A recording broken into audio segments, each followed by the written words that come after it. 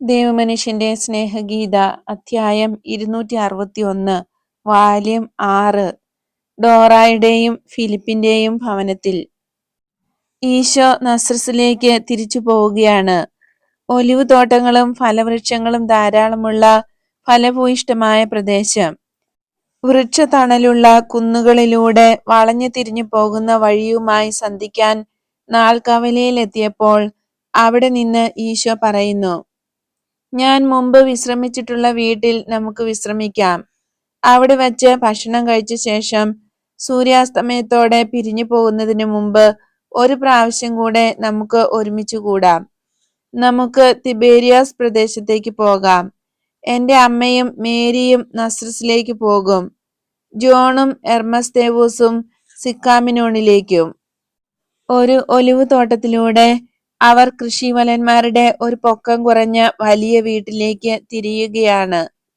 സാധാരണ കാണാറുള്ളതുപോലെ ഒരത്തിവൃക്ഷം വീടിന് അലങ്കാരമായി നിൽക്കുന്നു. പടർന്നു കയറുന്ന ഒരു മുന്തിരിയുടെ തളിരുകൾ മട്ടുപ്പാവിനെ അലങ്കരിക്കുമ്പോൾ വള്ളികൾ ചുറ്റിപ്പിണഞ്ഞ് പന്തലായി തണലും നൽകുന്നുണ്ട്. നിങ്ങൾക്ക് സമാധാനം. ഒരിക്കൽ കൂടെ ഞാൻ ഇങ്ങു വന്നിരിക്കുകയാണ്. ഗുരുവേ, വരൂ, അങ്ങേക്ക് എപ്പോഴും സ്വാഗതം. ദൈവം നിനക്കും നിന്റെ സ്നേഹിതർക്കും സമാധാനം നൽകട്ടെ.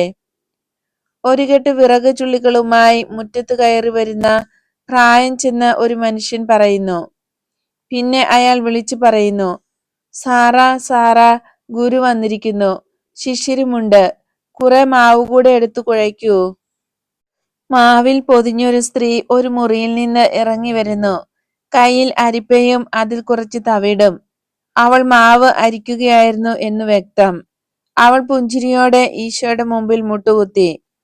സ്ത്രീയെ, നിനക്ക് സമാധാനം. ഞാൻ പറഞ്ഞിരുന്നത് പോലെ എന്റെ അമ്മയെ നിന്റെ അടുക്കൽ കൊണ്ടുവന്നിരിക്കുന്നു. ഇതാ അവൾ. ഇത് അവളുടെ അനുജത്തി, ജെയിംസിന്റെയും യൂദായുടെയും അമ്മ. ദീനായും ഫിലിപ്പും എവിടെ? രണ്ട് മേരിമാരെയും അഭിവാദ്യം ചെയ്തുകൊണ്ട് ആ സ്ത്രീ മറുപടി പറയുന്നു. ദീനായ്ക്ക് ഇന്നലെ അവളുടെ മൂന്നാമത്തെ പെൺകുട്ടി ജനിച്ചിരിക്കുന്നു. ഞങ്ങൾക്ക് അല്പം ദുഃഖമുണ്ട്. കാരണം ഇതേവരെ ഒരു ആൺകുഞ്ഞ് ഉണ്ടായില്ലല്ലോ. എന്നാലും ഞങ്ങൾക്ക് സന്തോഷം തന്നെ, അല്ലേ മത്തിയാസ്? അതെ, അവൾ സുന്ദരിയാണ്. എപ്പോഴും ഞങ്ങളുടെ രക്തം തന്നെ. കുഞ്ഞിനെ ഒന്ന് കാണിക്കാം. ഫിലിപ്പ് അന്നയെയും നയോമിയെയും കൂട്ടിക്കൊണ്ടുവരാൻ അവന്റെ മാതാപിതാക്കളുടെ പക്കലേക്ക് പോയിരിക്കുകയാണ്. ഉടൻ വരും. ആ സ്ത്രീ അപ്പമുണ്ടാക്കാൻ പോയി.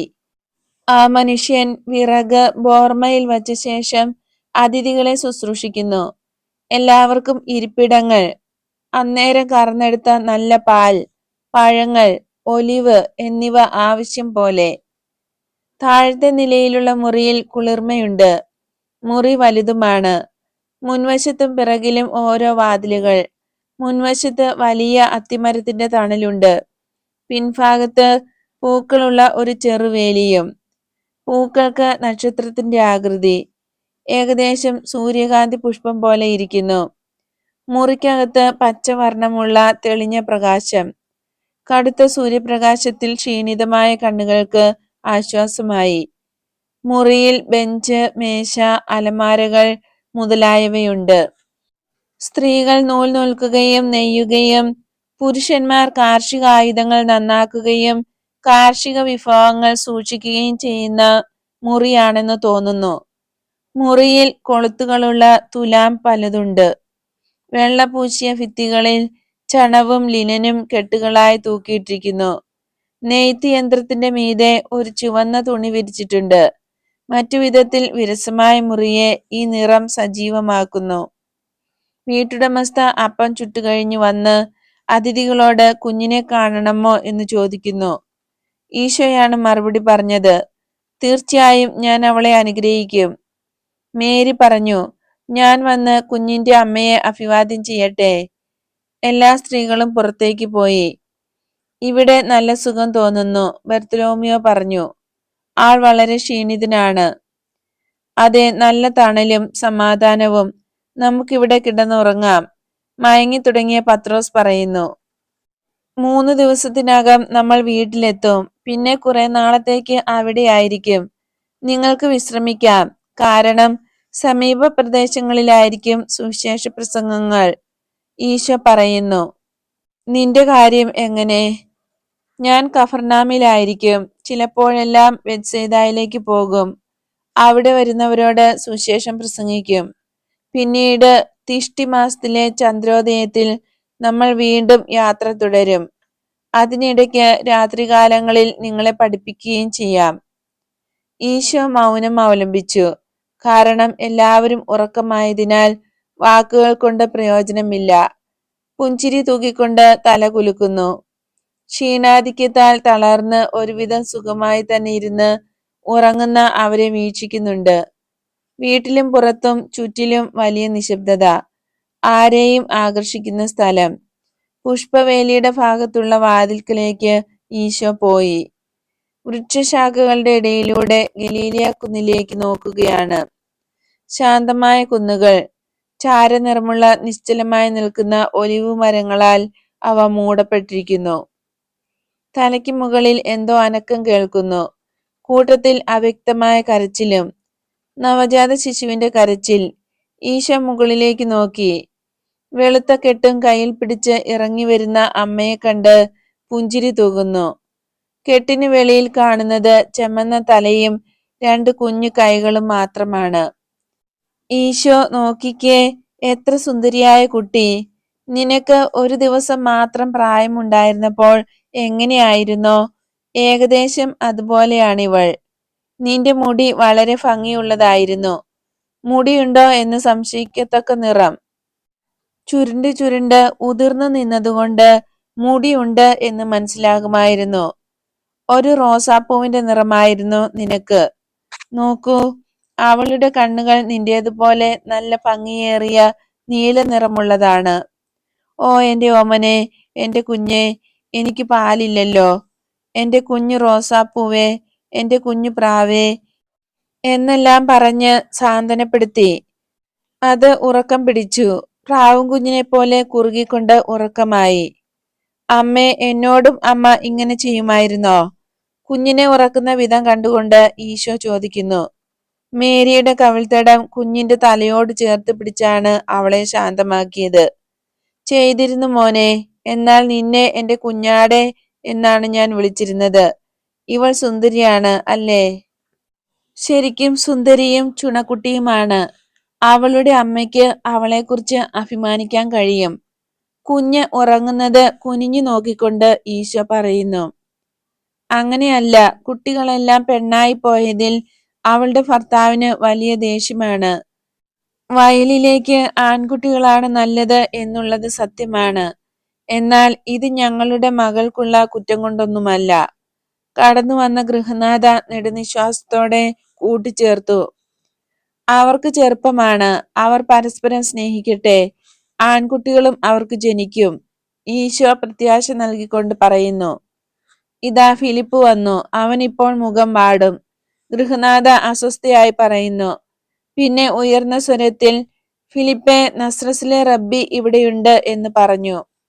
അവനെ കാണുവാൻ എനിക്ക് സന്തോഷമുണ്ട്. ഗുരുവേ, നിനക്ക് സമാധാനം. ഫിലിപ്പെ, നിനക്കും.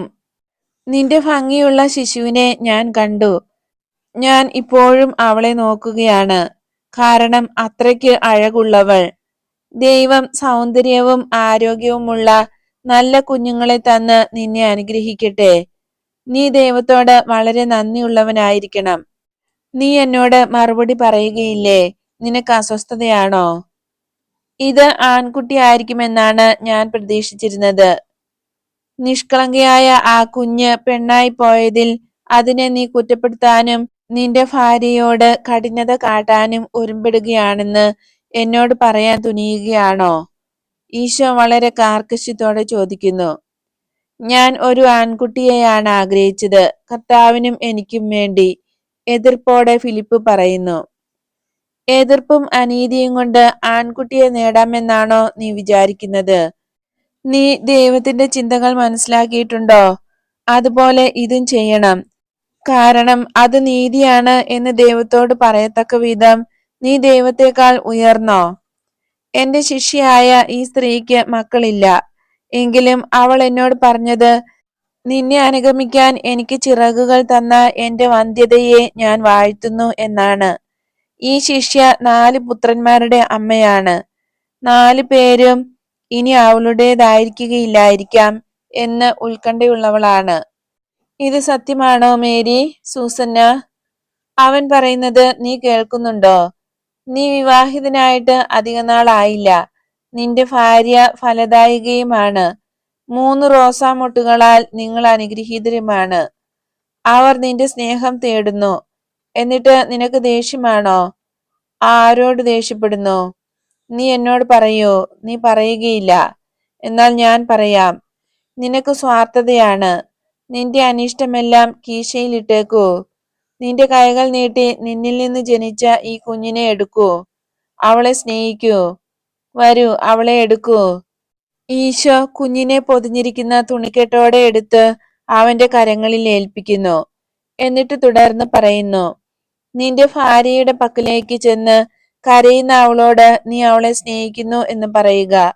ഇത് ചെയ്തില്ലെങ്കിൽ ദൈവം ഒരിക്കലും നിനക്കൊരു പുത്രനെ തരികയില്ല. ഞാൻ നിന്നോട് പറയുന്നു, പോകുക. അയാൾ ഭാര്യയുടെ പക്കലേക്ക് പോയി. ഗുരുവേ, നന്ദി. ഇന്നലെ മുതൽ അവൻ ക്രൂരത കാണിക്കാൻ തുടങ്ങിയതാണ്, അമ്മായിയമ്മ പതുക്കെ പറഞ്ഞു. ഏതാനും നിമിഷങ്ങൾക്ക് ശേഷം ഫിലിപ്പ് തിരിച്ചു വന്ന് പറയുന്നു, എന്റെ കർത്താവേ, നീ പറഞ്ഞതുപോലെ ഞാൻ ചെയ്തു.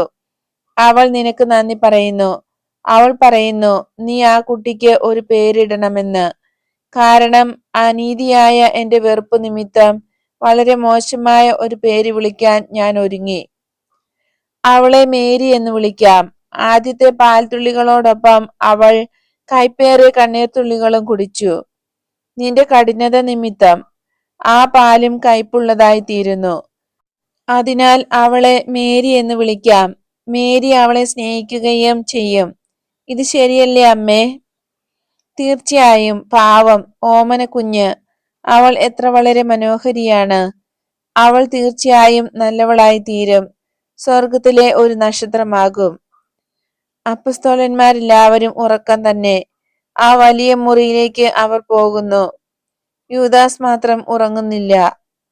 അവന് ആകെ ഉത്കണ്ഠയും പരിഭ്രമവും പോലെ തോന്നിക്കുന്നു. നിനക്കെന്നെ കാണണമോ യൂദാസേ? ഈശോ ചോദിക്കുന്നു. വേണ്ട ഗുരുവേ, പക്ഷേ എനിക്ക് ഉറങ്ങാൻ കഴിയുന്നില്ല.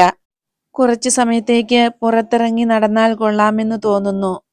അതിന് ആരാണ് തടയുന്നത്? ഞാനും പുറത്തേക്ക് പോകുകയാണ്. ഞാൻ ആ ചെറു കുന്നിന്റെ മുകളിലേക്കാണ് പോകുന്നത്. അവിടെ മുഴുവൻ നല്ല തണൽ. പ്രാർത്ഥിച്ച് വിശ്രമിക്കാനാണ് ഞാൻ പോകുന്നത്. എന്റെ കൂടെ വരാൻ നിനക്ക് ആഗ്രഹമുണ്ടോ? ഇല്ല ഗുരുവേ, ഞാൻ വരുന്നത് നിനക്ക് ഉപദ്രവമായിരിക്കും.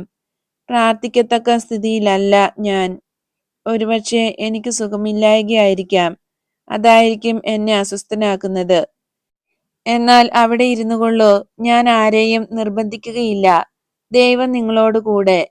സ്ത്രീകളെ, ദൈവം നിങ്ങളോട് കൂടെ. അമ്മ എൻഡോറിലെ ജോൺ ഉണരുമ്പോൾ എന്റെ അടുത്തേക്ക് ഒറ്റയ്ക്ക് വരാൻ പറയണം. പറയാം മകനെ. സമാധാനം നിന്നോടുകൂടെ. ഈശോ പുറത്തേക്ക് പോയി. മേരിയും സൂസന്നായും തറിയിലേക്ക് കുനിഞ്ഞ് അതിന്മേലുള്ള തുണി നോക്കുന്നു. മേരി പിന്നീട് കൈകൾ 2 മടിയിലും വച്ച് കുനിഞ്ഞ് ഒരിടത്തിരിക്കുന്നു. ഒരുപക്ഷെ പ്രാർത്ഥിക്കുകയായിരിക്കാം. അൽഫേയുസിന്റെ മേരി ക്ഷീണിച്ച് ഏറ്റവും ഇരുട്ടുള്ള മൂലയിലിരുന്ന് ഉറക്കം പിടിച്ചു. സൂസന്നായ്ക്ക് തോന്നി അതൊരു നല്ല കാര്യമാണല്ലോ. അവളും ഇരുന്ന് ഉറങ്ങി. മേരിയും യൂദാസും മാത്രമേ ഉണർന്നിരിപ്പുള്ളൂ. മേരി ചിന്തയിൽ മുഴുകിയിരിക്കുന്നു. യൂദാസ് കണ്ണു മാറ്റാതെ മിഴിച്ച് മേരിയുടെ മുഖത്തേക്ക് തന്നെ നോട്ടമാണ്. അവസാനം അയാൾ എഴുന്നേറ്റ് സാവധാനത്തിൽ, ശബ്ദമൊന്നും കേൾപ്പിക്കാതെ മേരിയുടെ അടുത്തേക്ക് നടക്കുന്നു. അവൻ തീർച്ചയായും സുന്ദരനാണെങ്കിലും ഇരയുടെ പക്കലേക്ക് അടുക്കുന്ന പൂച്ചയോ പാമ്പോ ആണെന്ന് തോന്നും. എന്തുകൊണ്ടാണെന്ന് എനിക്കറിഞ്ഞുകൂടാ. ഒരുപക്ഷെ അയാളെ എനിക്കിഷ്ടമില്ലാത്തത് കൊണ്ടായിരിക്കാം. എന്റെ വിചാരം അവൻ ചുവടുവയ്ക്കുന്നത് പോലും വൻ ചതിയും അപകടവുമാണെന്നാകുന്നു. അവൻ അവളെ താഴ്ന്ന സ്വരത്തിൽ വിളിക്കുന്നു. മേരി. എന്നിൽ നിന്ന് നിനക്ക് എന്താണ് വേണ്ടത് യൂദാസേ? ഏറ്റവും സ്നേഹമുള്ള കണ്ണുകളോടെ അവനെ നോക്കിക്കൊണ്ട് കാരുണ്യപൂർവ്വം മേരി ചോദിക്കുന്നു, നിന്നോട് സംസാരിച്ചാൽ കൊള്ളാമെന്ന് ഞാൻ ആഗ്രഹിക്കുന്നു. സംസാരിച്ചു കൊള്ളുക, ഞാൻ ശ്രദ്ധിക്കുന്നുണ്ട്. ഇവിടെ വേണ്ട, ഞാൻ പറയുന്നത് ആരും കേൾക്കുന്നത് എനിക്കിഷ്ടമില്ല. ഒരു സ്വല്പം നേരത്തേക്ക് വെളിയിലേക്ക് ഇറങ്ങുന്നതിന് ബുദ്ധിമുട്ടുണ്ടോ? അവിടെയും തണലുണ്ട്. നമുക്ക് പോകാം. പക്ഷേ നോക്കിക്കേ, എല്ലാവരും നല്ല ഉറക്കമാണ്. ഇവിടെ വച്ച് വേണമെങ്കിലും നിനക്ക് പറയാം. ഇങ്ങനെ പറഞ്ഞെങ്കിലും മേരി എഴുന്നേറ്റ് അയാൾക്ക് മുമ്പേ നടന്ന് പുഷ്പവേലിയുടെ അടുത്തേക്ക് ചെന്ന് അതിന്മേൽ ചാരി നിന്നു. എന്നിൽ നിന്ന് നിനക്ക് എന്താണ് വേണ്ടത് യുദാസേ?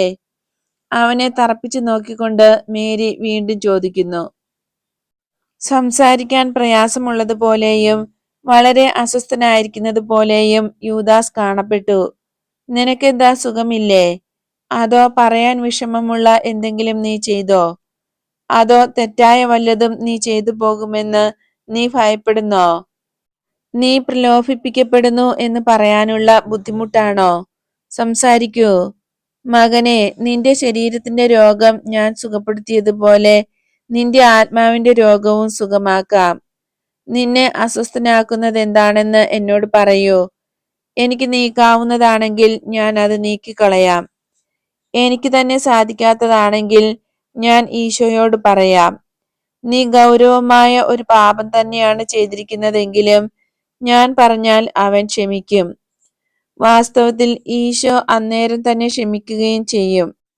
ഒരുപക്ഷെ നിന്റെ ഗുരുവായ അവനോട് പറയാൻ നിനക്ക് ലജ്ജയായിരിക്കും. ഞാൻ ഒരമ്മയാണ്. ഞാൻ ഒരുത്തരെയും ലജ്ജിതരാക്കുന്നില്ല. ഇല്ല, നീ ചെയ്യുകയില്ല. കാരണം നീ ഒരമ്മയാണ്, നല്ലവളുമാണ്. ഞങ്ങൾക്കെല്ലാം ഒരു സമാധാനവുമാണ് നീ. എനിക്ക് ആകെ വിഷമം തോന്നുന്നു. എന്റെ സ്വഭാവം വളരെ മോശമാണ്. എന്റെ ഹൃദയത്തിലും രക്തത്തിലുമുള്ളത് എന്താണെന്ന് എനിക്കറിഞ്ഞുകൂടാ. പലപ്പോഴും എനിക്കത് നിയന്ത്രിക്കാൻ സാധിക്കുന്നില്ല. പിന്നെ ഞാൻ വിചിത്രമായത് പ്രവർത്തിക്കും, ഏറ്റവും മോശമായത്. ഈശോ നിന്റെ അടുത്തുള്ളപ്പോഴും പ്രലോഭനങ്ങളെ എതിർക്കാൻ നിനക്ക് കഴിവില്ല. ഇല്ല, അതിനാൽ തന്നെ ഞാൻ വളരെ വേദനിക്കുന്നു. എന്നെ വിശ്വസിക്കൂ. യൂദാസേ, നിനക്ക് വേണ്ടി ഞാൻ പ്രാർത്ഥിക്കാം. അതുപോരാ, ഞാൻ കൊച്ചുകുട്ടികളെ കൊണ്ട് പ്രാർത്ഥിപ്പിക്കാം. ധാരാളം കുട്ടികൾ എന്റെ അടുക്കൽ വരും. അടുക്കളത്തോട്ടത്തിലേക്ക് ധാന്യം തേടി പക്ഷികൾ വരുന്നത് പോലെ കുട്ടികൾ വരും. ഞാൻ അവരെ താലോലിക്കുന്നതും അവരോട് സംസാരിക്കുന്നതും ധാന്യമണികൾ പോലെയാണ്. അവരോട് ദൈവത്തെക്കുറിച്ചും ഞാൻ പറയും. നിഷ്കളങ്കരായ അവർക്ക് കഥകൾ പോലെയും കളികൾ പോലെയും ഇഷ്ടമാണ്. കുട്ടികളുടെ പ്രാർത്ഥന കർത്താവ് ഇഷ്ടപ്പെടുന്നു. അതൊരിക്കലും നിന്റേതുപോലെ ആയിരിക്കുകയില്ല. അത് മതിയാകുകയില്ല. ഈശോയോട് പറയാം, അതും മതിയാകുകയില്ല. അതിൽ കൂടുതൽ സാധ്യമല്ല. ഈശോയുടെ പ്രാർത്ഥന പിശാചുക്കളെ പരാജയപ്പെടുത്തും. അതെ, പക്ഷേ ഈശോ എപ്പോഴും പ്രാർത്ഥിക്കുകയില്ല. അപ്പോൾ ഞാൻ എൻ്റെ പഴയ സ്ഥിതിയിലേക്ക് തന്നെ തിരിച്ചു പോയേക്കും. ഈശോ എപ്പോഴും പറയുന്നുണ്ട്, ഒരു ദിവസം അവൻ പോകുമെന്ന്. ഈശോ ഇല്ലാതെ വരുമ്പോഴത്തെ എൻ്റെ സ്ഥിതിയെക്കുറിച്ച് ഞാൻ ചിന്തിക്കണം. സുവിശേഷം പ്രസംഗിക്കാൻ ഇപ്പോൾ ഞങ്ങളെ വിടണമെന്നാണ് ഈശോ ആഗ്രഹിക്കുന്നത്. എൻ്റെ ശത്രുവിനോട് കൂടെ ശത്രു ഞാൻ തന്നെയാണ്. ദൈവവചനം പ്രസംഗിക്കാൻ പോകുന്നതിന് എനിക്ക് ഭയമാണ്. പരിപൂർണനാക്കപ്പെടാൻ ഞാൻ ആഗ്രഹിക്കുന്നു. എന്നാൽ മകനെ, ഈശോ പോലും അതിൽ വിജയിക്കുകയില്ലെങ്കിൽ പിന്നെ ആർക്ക് വിജയിക്കാൻ കഴിയും? അമ്മേ, നിനക്ക് കഴിയും. നിന്നോടുകൂടെ അല്പം സമയം ഞാൻ ചെലവഴിച്ചു കൊള്ളട്ടെ. വിജാതീയരും വേശ്യകളും നിന്റെ അടുത്ത് വന്ന് നിന്റെ കൂടെ താമസിച്ചിട്ടുണ്ട്. അതുകൊണ്ട് എനിക്കും ആകാം. രാത്രിയിൽ നിന്റെ വീട്ടിൽ ഞാൻ ഉണ്ടായിരിക്കുന്നത് നിനക്കിഷ്ടമില്ലെങ്കിൽ ഞാൻ അൽഫേയൂസിൻ്റെയോ ക്ലോപ്പാസിൻ്റെയോ മേരിയുടെ വീട്ടിലേക്കോ പോയിക്കൊള്ളാം. പക്ഷേ പകൽ നിന്റെയും കുട്ടികളുടെയും കൂടെ ചെലവഴിച്ചു കൊള്ളട്ടെ. മുമ്പെല്ലാം ഞാൻ തന്നെ ഓരോന്ന് ചെയ്യാൻ പരിശ്രമിച്ച് കാര്യങ്ങൾ ഒന്നുകൂടെ മോശമാകുകയാണ് ചെയ്തിട്ടുള്ളത്. ജെറുസലേമിലേക്ക് ഞാൻ പോയാൽ അവിടെയുള്ളത് ധാരാളം ചീത്ത കൂട്ടുകാരാണ്. എൻ്റെ ഇപ്പോഴത്തെ അവസ്ഥയിൽ അവർ എന്നെ പരിഹസിച്ച് ചിരിക്കുകയേ ഉള്ളൂ. വേറൊരു പട്ടണത്തിലേക്ക് പോയാലും ഇത് തന്നെയായിരിക്കും സ്ഥിതി. പ്രലോഭനത്തിൻ്റെ മാർഗങ്ങൾ എന്നെ കത്തിജ്വലിപ്പിക്കും. കറിയോത്തിൽ എൻ്റെ അമ്മയുടെ അടുക്കിലേക്ക് പോയാൽ അഹങ്കാരത്തിന് അടിമയാകും. ഏകാന്ത സ്ഥലത്തേക്ക് പിന്മാറിയാൽ ചെകുത്താന്മാരുടെ ശബ്ദം എന്നെ പിച്ചി ചീന്തും. എന്നാൽ ഞാൻ നിന്നോടുകൂടി ആയിരുന്നാൽ അത് മറ്റു വിധത്തിലായിരിക്കുമെന്ന് ഞാൻ വിചാരിക്കുന്നു. ഞാൻ വരട്ടെ, ഇത് അനുവദിക്കാൻ ഈശോയോട് പറയുക. ഞാൻ നഷ്ടപ്പെടണമെന്ന് നിനക്കുണ്ടോ? നിനക്ക് എന്നെ ഭയമാണോ? മുറിവേറ്റ് രക്ഷപ്പെടാൻ മാർഗമില്ലാതെ ഭയപ്പെടുന്ന ഒരു ചെറുമാനിൻ്റെ മുഖഭാവത്തോടെ നീ എന്നെ നോക്കുന്നു. ഞാൻ നിന്നെ ഉപദ്രവിക്കുകയില്ല. എനിക്കും ഒരമ്മയുണ്ട്. അവളേക്കാൾ കൂടുതലായി നിന്നെ ഞാൻ സ്നേഹിക്കുന്നു. മേരി, പാപിയായ എന്നോട് കരുണയായിരിക്കണമേ. അമ്മേ, നോക്കൂ, ഞാൻ നിന്റെ പാദത്തിങ്കൽ വീണ് കേഴുന്നു. നീ എന്നെ തള്ളിക്കളഞ്ഞാൽ അതെൻ്റെ ആത്മീയ മരണമായിരിക്കും. യൂദാസ് യഥാർത്ഥത്തിൽ മേരിയുടെ കാൽക്കൽ വീണ് കരയുന്നു. അനുകമ്പയും വിഷാദവും ഭയവും ഒത്തുചേർന്ന കണ്ണുകളോടെ അവനെ മേരി നോക്കുന്നുണ്ട്. അവൾ ആകെ വിളറിയിട്ടുമുണ്ട്. മേരി ഒരു ചുവട് മുന്നോട്ട് വയ്ക്കുന്നു. കാരണം യൂദാസ് മേരിയുടെ അടുക്കിലേക്ക് വന്നപ്പോൾ ആ വേലിക്കുള്ളിലേക്ക് അവൾ സ്വല്പം വലിഞ്ഞായിരുന്നു. യൂദാസിൻ്റെ കറുത്ത മുടിയിൽ ഒരു കൈ വച്ചുകൊണ്ട് പറയുന്നു, മിണ്ടാതിരിക്കൂ, അവർ കേൾക്കും. ഞാൻ ഈശോയോട് പറയാം. അവൻ സമ്മതിക്കുകയാണെങ്കിൽ നിനക്ക് എൻ്റെ വീട്ടിൽ വരാം. ഞാൻ ലോകത്തിൻ്റെ അഭിപ്രായത്തെ അവഗണിക്കുന്നു. അതെൻ്റെ ആത്മാവിനെ മുറിപ്പെടുത്തുന്നില്ല. ദൈവത്തോട് തെറ്റ് ചെയ്തെങ്കിലേ ഭയപ്പെടേണ്ടതുള്ളൂ. അപവാദം എന്നെ ബാധിക്കുകയില്ല. നസ്രസിനറിയും അവളുടെ പുത്രി പട്ടണത്തിന് ഇടർച്ച നൽകുകയില്ലെന്ന്. അതിനാൽ ആരും എന്നെക്കുറിച്ച് മോശമായി സംസാരിക്കുകയില്ല. വരുന്നത് വരട്ടെ. നിന്റെ ആത്മാവിനെ നീ രക്ഷിക്കണം എന്നതിലാണ് എൻ്റെ ഉത്കണ്ഠ. ഞാനിപ്പോൾ ഈശോയുടെ അടുത്തേക്ക് പോവുകയാണ്. നിനക്ക് സമാധാനം. വെള്ളയുടുപ്പും വെള്ള ശിരോവസ്ത്രവും ധരിച്ചിരിക്കുന്ന മേരി ഒലിവ് വൃക്ഷങ്ങളിൽ മൂടപ്പെട്ട് ആ ചെറുകുന്നിലേക്കുള്ള വഴിയിലൂടെ വേഗത്തിൽ നടന്നു പോകുന്നു. ഈശോ എവിടെയാണെന്ന് അന്വേഷിക്കുകയാണ്. അവൻ ധ്യാനത്തിൽ മുഴുകിയിരിക്കുന്നത് കണ്ടെത്തി. മകനെ, ഞാനാണ്, എന്നെ കേൾക്കൂ. ഓ അമ്മേ, അമ്മ എന്നോടുകൂടെ പ്രാർത്ഥിക്കാൻ വന്നതാണോ? എത്ര സന്തോഷവും ആശ്വാസവുമാണ് അമ്മ എനിക്ക് കൊണ്ടുവന്നിരിക്കുന്നത്. മകനെ, നിന്റെ ആത്മാവ് ദുഃഖിതമാണോ? നിനക്ക് ദുഃഖമാണോ? നിന്റെ അമ്മയോട് പറയുക. ദുഃഖപൂരിതവും ക്ഷീണിതവുമാണ്. ജോലി കൊണ്ടോ മറ്റുള്ളവരുടെ ദുരിതം കണ്ടിട്ടോ അല്ല. അവയേക്കാൾ കൂടുതലായി എൻ്റെ സ്നേഹിതർക്ക് മാറ്റം വരുന്നില്ലല്ലോ എന്ന് കണ്ടിട്ടാണ്. എന്നാൽ അവരോട് നീതിരഹിതമായി പ്രവർത്തിക്കാൻ ഞാൻ ആഗ്രഹിക്കുന്നില്ല. ഒരാൾ മാത്രമാണ് എന്നെ അലട്ടുന്നത്, സൈമണിൻ്റെ മകൻ യൂദാസ്. മകനെ, ഞാൻ വന്നിരിക്കുന്നത് അവനെപ്പറ്റി നിന്നോട് സംസാരിക്കുവാനാണ്. അവൻ നിന്നോട് വല്ല തെറ്റും ചെയ്തോ? നിന്നെ അവൻ ദുഃഖിപ്പിച്ചോ? ഇല്ല, എനിക്ക് അവനെക്കുറിച്ച് ദുഃഖം പകർച്ചവ്യാധി പിടിപെട്ട ഒരാളെ കാണുമ്പോഴുള്ള ദുഃഖം പോലെ. പാവം മകൻ, അവൻ്റെ ആത്മാവിന് രോഗമാണ്. എന്നിട്ട് നിനക്ക് അവനെക്കുറിച്ച് വിഷമമുണ്ടോ? അവന് ഭയമില്ലേ? ഒരിക്കൽ മകനെ, എൻ്റെ അനുകമ്പ ഭയത്തേക്കാൾ വലുതാണ്. അവൻ്റെ ആത്മാവിനെ രക്ഷിക്കാൻ നിന്നെയും അവനെയും എനിക്ക് സഹായിക്കണം. നിനക്ക് എല്ലാം ചെയ്യാം, എൻ്റെ ആവശ്യമില്ല. പക്ഷേ നീ പറയുന്നു രക്ഷാകര വേലയിൽ എല്ലാവരും ക്രിസ്തുവിനോട് സഹകരിക്കണമെന്ന്. ആ പുത്രനെ രക്ഷിക്കേണ്ടത് ഒഴിച്ചുകൂടാൻ പാടില്ലാത്ത ആവശ്യമാണ്.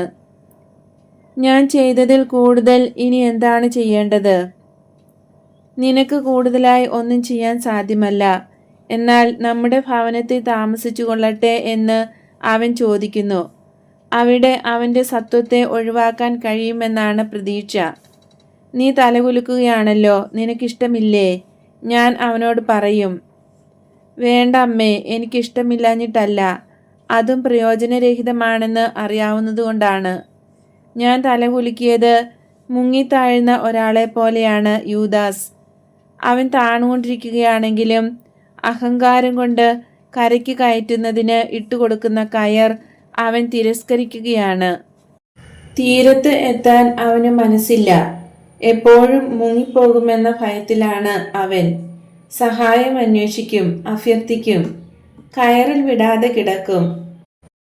പിന്നെ വീണ്ടും അഹങ്കാരത്തിന്റെ പിടിയിലമർന്ന് സഹായം തിരസ്കരിക്കും. സ്വതന്ത്രനാകാൻ നോക്കും.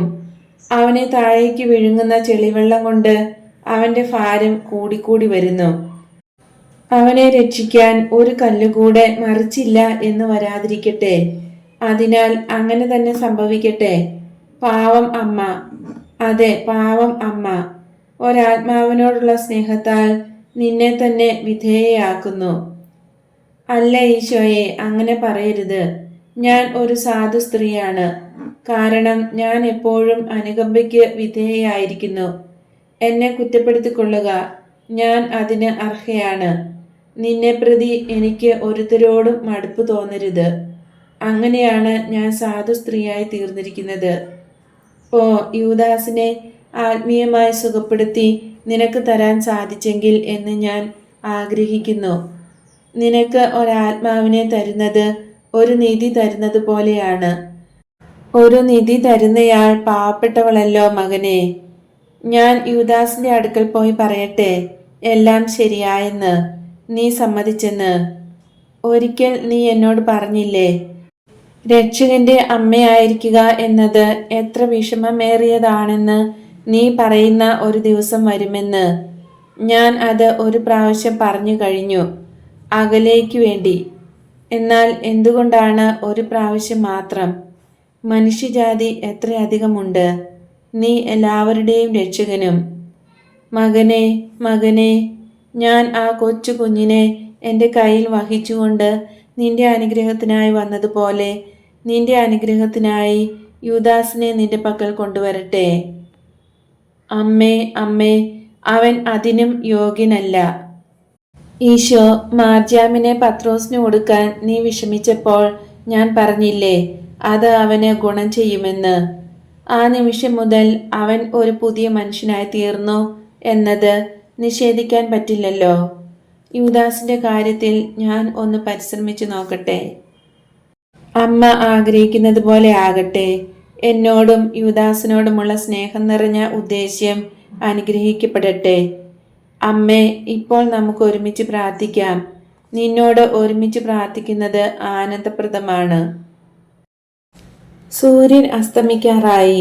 അവർക്ക് ആതിഥ്യം നൽകിയ ഭവനത്തിൽ നിന്ന് അവർ വീണ്ടും യാത്രയാകുന്നത് ഞാൻ കാണുന്നു.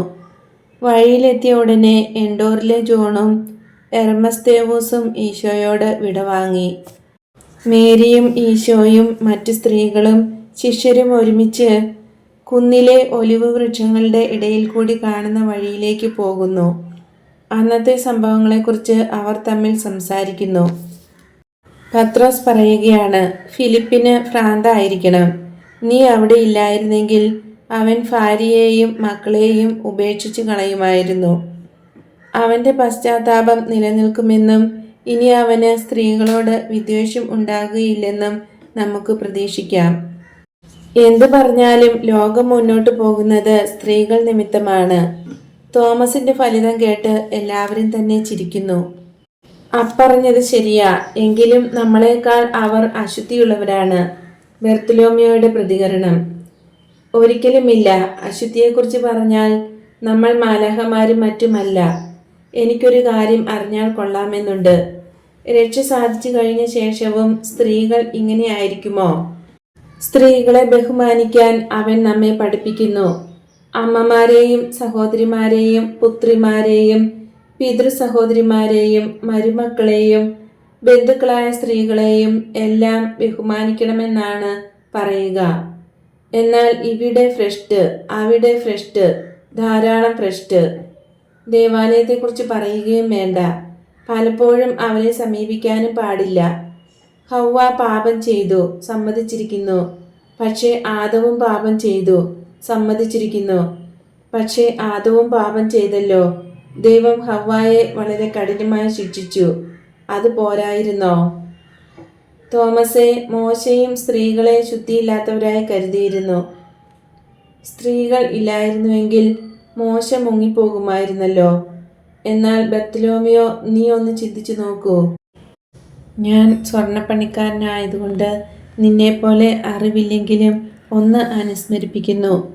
മോശ സ്ത്രീകളുടെ ശാരീരിക അശുദ്ധിയെപ്പറ്റിയാണ് പറഞ്ഞിരിക്കുന്നത്.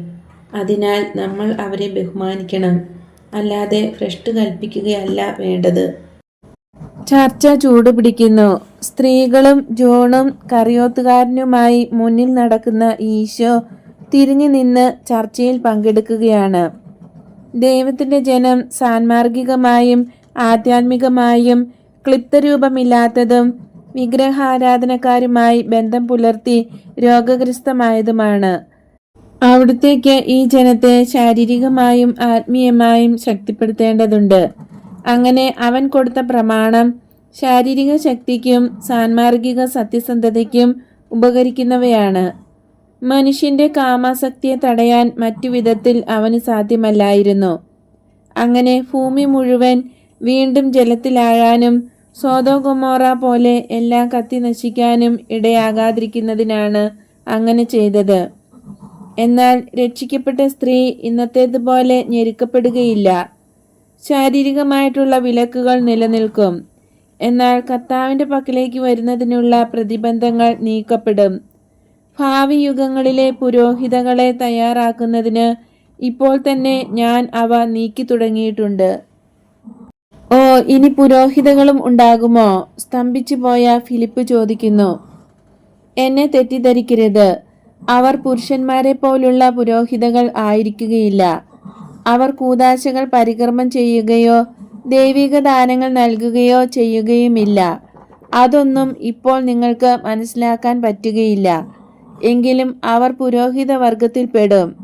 ആത്മാക്കളുടെ നന്മയ്ക്കായി പല വിധത്തിലും വൈദികരോട് സഹകരിക്കും. അവർ പ്രസംഗിക്കുമോ? വിശ്വസിക്കാൻ കഴിയാത്ത വിധത്തിൽ ബർത്തലോമിയോ ചോദിക്കുന്നു. എൻ്റെ അമ്മ പ്രസംഗിക്കുന്നത് പോലെ. അവർ പ്രേക്ഷിതയാത്ര ചെയ്യുമോ? മാത്യുവിൻ്റെ ചോദ്യം. അവർ അത് ചെയ്യും. പുരുഷന്മാരെക്കാൾ വീരോചിതമായി വിശ്വാസം വിദൂരദേശങ്ങളിൽ അവർ പ്രചരിപ്പിക്കും. അവർ അത്ഭുതം പ്രവർത്തിക്കുമോ? കറിയോത്തുകാരൻ ചിരിച്ചുകൊണ്ട് ചോദിക്കുന്നു. ചിലർ അത്ഭുതങ്ങളും പ്രവർത്തിക്കും. പക്ഷേ അത്ഭുതങ്ങൾ അത്യാവശ്യമാണെന്ന് കരുതരുത്. വിശുദ്ധ സ്ത്രീകളായ അവരുടെ പ്രാർത്ഥന വഴി മാനസാന്തരത്തിന്റെ അത്ഭുതങ്ങൾ പ്രവർത്തിക്കും. അത്ഭുതങ്ങൾ പ്രവർത്തിക്കത്തക്ക വിധത്തിൽ സ്ത്രീകൾ പ്രാർത്ഥിക്കുമോ? ഹാ, കൊള്ളാം, നഥാനിയേൽ പിറുപിറുക്കുന്നു. ബർത്തലോമിയോ, നിയമജ്ഞരെ പോലെ നീ ഇടുങ്ങിയ മനസ്ഥിതിയുള്ളവനാകരുത്. നിന്റെ അഭിപ്രായത്തിൽ പ്രാർത്ഥന എന്താണ്? ഞങ്ങൾ പഠിച്ചിട്ടുള്ള രീതിയിൽ ദൈവത്തെ സംബോധന ചെയ്യുകയാണ് പ്രാർത്ഥന. അതും അതിൽ കൂടുതലുമാണ്. പ്രാർത്ഥന ദൈവവുമായുള്ള ഹൃദയത്തിന്റെ സംസാരമാണ്. അത് ഒരു സ്വഭാവമായി തീരണം. സ്ത്രീകളുടെ ജീവിതം നമ്മുടേതിനേക്കാൾ ഒളിക്കപ്പെട്ടതായതിനാലും സ്നേഹിക്കാനുള്ള കഴിവ് നമ്മുടേതിനേക്കാൾ ശക്തമായതിനാലും അവർക്ക് ദൈവത്തോട് സംസാരിക്കാൻ നമ്മളെക്കാൾ എളുപ്പമുണ്ട്. അവരുടെ ദുഃഖങ്ങളിൽ ആശ്വാസം കണ്ടെത്തുന്നത് പ്രാർത്ഥനയിലാണ്. ജോലികളിൽ വിശ്രമവും പ്രാർത്ഥനയിൽ കണ്ടെത്തുന്നു. ജോലികൾ എന്ന് പറയുന്നത് വീട്ടുകാര്യങ്ങളുടെ അന്വേഷണവും സന്താനോൽപാദനവും മാത്രമല്ല, പുരുഷന്മാരുടെ സ്വഭാവക്കേടുകൾ സഹിക്കുന്നതും ജോലി തന്നെയാണ്. ഇതിലെല്ലാം അവരുടെ കണ്ണീർ തുടച്ചു മാറ്റുന്നതും ഹൃദയത്തിന് സമാധാനവും സന്തോഷവും നൽകുന്നതും പ്രാർത്ഥനയാണ്. കാരണം ദൈവത്തോട് സംസാരിക്കേണ്ടത് എങ്ങനെയെന്ന് അവർക്കറിയാം. ഭാവിയിൽ കൂടുതൽ നന്നായി അവർ പ്രാർത്ഥിക്കും. താത്വികമായി പുരുഷന്മാർ രാക്ഷസരായിരിക്കും. എന്നാൽ പുരുഷന്മാരെയും ലോകത്തെ തന്നെയും പ്രാർത്ഥന കൊണ്ട് താങ്ങുന്നത് സ്ത്രീകളായിരിക്കും. കാരണം അവരുടെ പ്രാർത്ഥന നിമിത്തം അനേകം ദൗർഭാഗ്യങ്ങൾ ഒഴിവായി പോകും. അനേകം ശിക്ഷകൾ പിൻവലിക്കപ്പെടും. അങ്ങനെ അവർ അത്ഭുതങ്ങൾ പ്രവർത്തിക്കും. മിക്ക സംഗതികളും അഗോചരമായിരിക്കും. ദൈവത്തിന് മാത്രം അറിയാവുന്നതായിരിക്കും. അതുകൊണ്ട് അവയുടെ യാഥാർത്ഥ്യത്തിന് ഒട്ടും കുറവ് വരുന്നില്ല. ഇന്ന് നീയും അദൃശ്യമെങ്കിലും യഥാർത്ഥമായ ഒരത്ഭുതം ചെയ്തു. ഇത് ശരിയല്ലേ ഗുരുവേ? തദേവൂസ് ചോദിക്കുന്നു. അതെ സഹോദര, ദൃശ്യമായ ഒന്ന് ചെയ്തെങ്കിൽ കുറെ കൂടെ നന്നായിരിക്കുമായിരുന്നു, ഫിലിപ്പ് അഭിപ്രായപ്പെടുന്നു. ആ പെൺകുഞ്ഞിനെ ഞാൻ ആൺകുട്ടിയായി മാറ്റണം എന്നാണോ നീ പറയുന്നത്? സാധാരണഗതിയിൽ നിന്ന് ഏതെങ്കിലും കാര്യത്തിലുണ്ടാകുന്ന വ്യതിയാനം അഥവാ ഉപകാരപ്രദമായ ഒരു ക്രമഭംഗം ശരിയാക്കുന്നതാണ് അത്ഭുതം. ദൈവം ഇത് ക്രമഭംഗം നൽകുന്നത് മനുഷ്യന്റെ പ്രാർത്ഥന ശ്രവിക്കുന്നതിനും അങ്ങനെ മനുഷ്യനെ ദൈവം സ്നേഹിക്കുന്നുവെന്ന് അറിയിക്കുവാനും അല്ലെങ്കിൽ ആയിരിക്കുന്നവൻ താനാകുന്നുവെന്ന് തെളിയിക്കാനുമാണ്. എന്നാൽ ദൈവം ക്രമം തന്നെ ആയതുകൊണ്ട് ക്രമാതീതമായ ക്രമം തെറ്റാൻ അവിടുന്ന് അനുവദിക്കുകയില്ല. ശിശു പെണ്ണായി ജനിച്ചു, സ്ത്രീയായി തന്നെ അവൾ തുടരും. ഇന്ന് രാവിലെ എനിക്ക് വലിയ ദുഃഖമായിരുന്നു. ഒരു നെടുവീർപ്പോടെ പരിശുദ്ധ അമ്മ പറയുന്നു. എന്തുകൊണ്ടാണ് ദുഃഖമുണ്ടായത്? സ്നേഹിക്കപ്പെടാതിരുന്ന കുഞ്ഞ് നിന്റേതല്ലായിരുന്നുവല്ലോ. സൂസന്ന പറയുന്നു. ഭാഗ്യമില്ലാത്ത ഒരു കുഞ്ഞിനെ കണ്ടാൽ ഞാൻ പറയും, ഭാഗ്യവശാൽ അങ്ങനെ ഒരു കുഞ്ഞ് എനിക്കില്ലല്ലോ എന്ന്. സൂസന്ന, അങ്ങനെ പറയരുതേ, അത് ഉപവിക്ക് ചേർന്നതല്ല. എനിക്ക് അങ്ങനെ പറയാമായിരുന്നു. കാരണം എൻ്റെ ഏക മാതൃത്വം പ്രകൃതി നിയമങ്ങൾക്ക് അതീതമായിരുന്നു. പക്ഷേ ഞാൻ അങ്ങനെ പറയുകയില്ല. കാരണം ഞാൻ എപ്പോഴും ചിന്തിക്കും, ദൈവത്തിന് എന്നെ കന്യകയായി വേണ്ടായിരുന്നെങ്കിൽ ആ വിത്ത് എൻ്റെ മേൽ വീണ് ഞാൻ കുട്ടിയുടെ മാതാവാകുമായിരുന്നു എന്ന്. അങ്ങനെ ഞാൻ എല്ലാവരോടും ദയ കാണിക്കുമായിരുന്നു. കാരണം ഞാൻ പറയും, അവൻ എൻ്റെ മകനാകാൻ പാടുണ്ടായിരുന്നു. ഒരമ്മ എന്ന നിലയിൽ എല്ലാ കുട്ടികളും നല്ലവരും സ്നേഹിക്കുകയും സ്നേഹിക്കപ്പെടുകയും ചെയ്യുന്നവരും ആയിരിക്കണമെന്നാണ് എൻ്റെ ആഗ്രഹം. കാരണം എല്ലാ അമ്മമാരും തങ്ങളുടെ മക്കൾ അങ്ങനെ ആയിരിക്കണമെന്നാണ് ആഗ്രഹിക്കുന്നത്. മേരി കാരുണ്യത്തോടെ മറുപടി നൽകി. ഈശോ പരിശുദ്ധ അമ്മയെ പ്രകാശം കൊണ്ട് വലയം ചെയ്യുന്നത് പോലെ അത്ര തീഷ്ണതയോടെ നോക്കുന്നു. അതുകൊണ്ടാണ് നീ എന്നോട് കാരുണ്യം കാണിക്കുന്നത്. താണസ്ഥലത്തിൽ കറിയോത്തുകാരൻ പറയുന്നു. ഞാൻ എല്ലാവരോടും കരുണ കാണിക്കുന്നു, ഒരുവൻ എൻ്റെ പുത്രൻ്റെ കൊലയാളിയായാൽ തന്നെ. കാരണം സഹായം ഏറ്റവും ആവശ്യമുള്ളത് അവനാണെന്ന് ഞാൻ കരുതുന്നു, സ്നേഹത്തിനും. എന്നാൽ ലോകം തന്നെ അവനെ വെറുക്കും. ഡോണ, അവന് പശ്ചാത്താപത്തിന് അവസരം കൊടുക്കുന്നതിന് നീ കിണഞ്ഞ് പരിശ്രമിക്കണം, പത്രോസ് പറയുന്നു. ഇവിടെ വച്ച് നമുക്ക് വേർപിരിയണമല്ലോ. അമ്മേ, ദൈവം നിന്നോട് കൂടെ ഉണ്ടായിരിക്കട്ടെ. മേരി നിന്നോട് കൂടെയും യൂദാസെ നിന്നോട് കൂടെയും. അവർ പരസ്പരം ചുംബിക്കുന്നു. ഈശോ പറയുന്നു, യൂദാസെ, നിനക്ക് ഒരു വലിയ കാര്യം ഞാൻ നൽകിയിരിക്കുന്നു. അത് ഉപകാരപ്രദമാക്കുക, അല്ലാതെ ഉപദ്രവമാക്കരുത്. ദൈവം നിന്നോട് കൂടെ. ഈശോ 11 അപ്പസ്തോലന്മാരോടും കൂടെ പോകുന്നു. സൂസന്ന കിഴക്കോട്ടാണ് നടക്കുന്നത്. മേരിയും അനുജത്തി മേരിയും കറിയോത്തായും കൂടെ മുമ്പേ നേരെയുള്ള വഴിയിലൂടെയും.